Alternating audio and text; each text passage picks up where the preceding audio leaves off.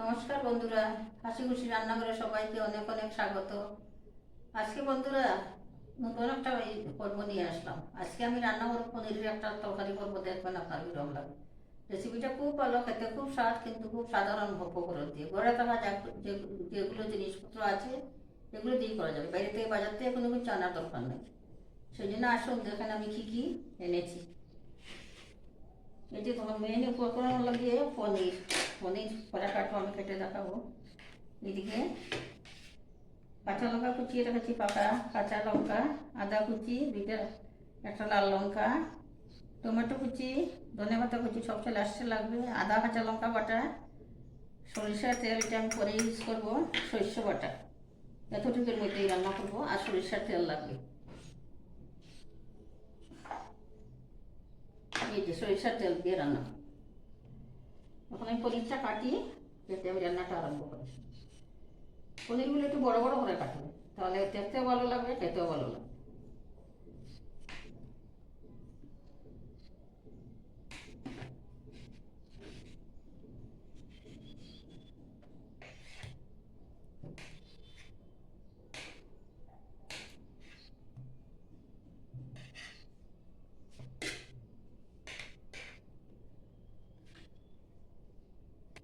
একটু বড় বড় করে। এখন আমি রান্নার দিকে যাই, গিয়ে তারপরে আপনাদেরকে দেখাবো। রান্নাটা এখন শুরু করছি। এখন কড়াইটা বসিয়ে দিয়েছিলাম আগে, কড়াইটা গরম হয়ে গেছে, এখন দেবো সরিষার তেল। এই তরকারির মধ্যে না একটু তেল বেশি দিলে ভালো লাগে, তেলটা একটু বেশি পরিমাণে দেবেন। আমি বলতে ভুলে গেছিলাম বন্ধুরা, দুইটা শুকনো লঙ্কা আর পুরোনো কালি জিরা লাগবে, দিয়ে দিলাম শুকনো লঙ্কা।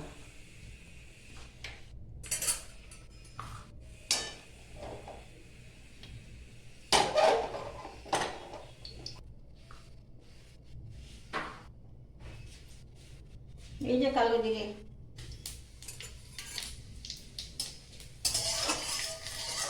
ফোড়নটা বাজায় যখন খুব সুন্দর গন্ধ বেরোবে, তখন একে একে মশলাগুলো দিতে শুরু করবো। ফোড়নটা খুব সুন্দরভাবে ভাজা হয়ে গেছে, এখন দিয়ে দেবো সামান্য আদা কুচি,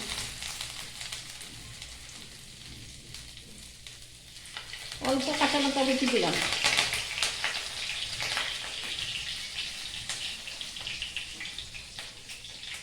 চার চামচে একটা আদা আর কাঁচা লঙ্কা বাটা, ভীষণ কুচি বন্ধুরা, সময় চাপা দিলাম।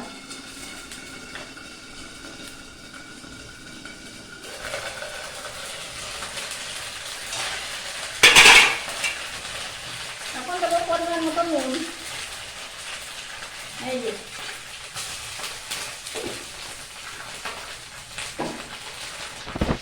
এখন খুব ভালো করে একটুখানি কষাবো, যতক্ষণ পর্যন্ত আদা কাঁচা গন্ধ না যায় ততক্ষণ পর্যন্ত আমি কষাতে থাকবো।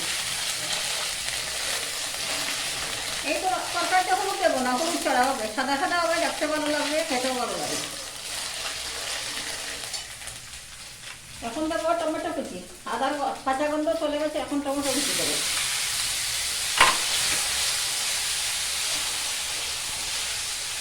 টমেটো কুচিটা খুব ভালো করে মজে গেলে পরে আপনাদেরকে আমি দেখাবো। এখন আমি আস্তে আস্তে কষাতে থাকবো। ফ্লেমটা একটু কমিয়ে দিলাম, এখন একটু 5 মিনিটের মতো চাপা দিয়ে রাখবো, টমেটোটা মজে যাক ভালো করে, তারপরে রান্না করবো, করে আপনাদেরকে আবার দেখাবো।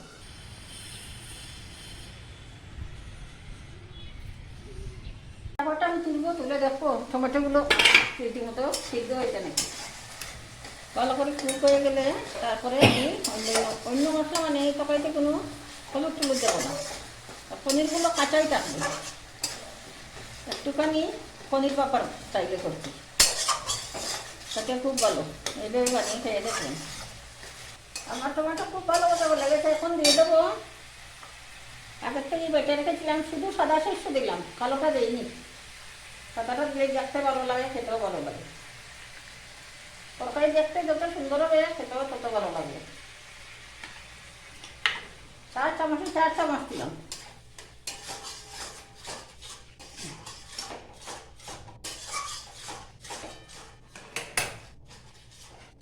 এখন পনিরগুলো দিয়ে দেবো, ভাজা করবা, দিয়ে একটুখানি আস্তে আস্তে কষাবো, তারপরে দেবো জল।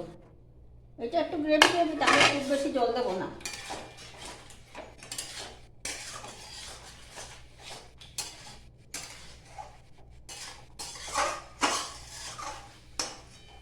একটুখানি চাপা দিয়ে রাখি, মশলাটা খুব ভালো করে পনিরের ভিতরে ঢুকুক, তারপরে আপনাদেরকে দেখো। এখন চাপাটা উঠাবো বন্ধুরা, দেখি চাপাটা উঠে কতটুকু হয়েছে।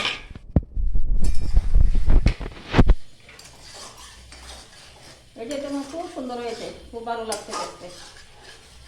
এখন আমি যে বাকি যে কাঁচা লঙ্কা ছিল কুচানো, সেগুলো দিয়ে দেবো।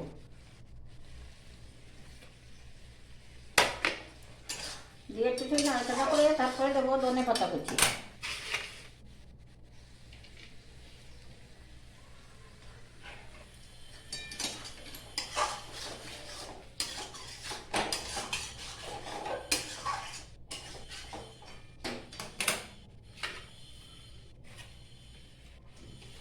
সবগুলি দিয়ে দিলাম। ধনে পাতা যত বেশি ততই তরকারিটা খেতে ভালো লাগে। তখন আরো 5 মিনিট রান্না করবো, তারপরে আমি আপনাদেরকে দেখাবো। এই যে বন্ধুরা, আমার তরকারি সম্পূর্ণ রেডি। এখন নামাবো, নামিয়ে পরিবেশন করবো, করে আপনাদেরকে দেখাবো, দেখবেন কিরকম লাগে। এই যে তখন বন্ধুরা পরিবেশন করে দিলাম, কিরকম লাগছে, ভালো লাগছে নাকি? যদি ভালো লাগে তো এইভাবে একবার অন্তত ট্রাই করে দেখবেন কিরকম লাগে। প্রথম পাতে গরম ভাতের সঙ্গে খুবই ভালো লাগে খেতে।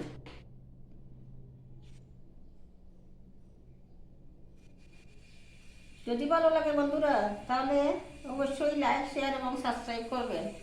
পাশে থাকা বেল আইকনটা একটুখানি প্রেস করে দেবেন, তাহলে আমার দেওয়া ভিডিও সরাসরি আপনাদের কাছে পৌঁছাবে। আজকের মতো এখানেই শেষ করছি। ভালো থাকবেন, সুস্থ থাকবেন, ধন্যবাদ।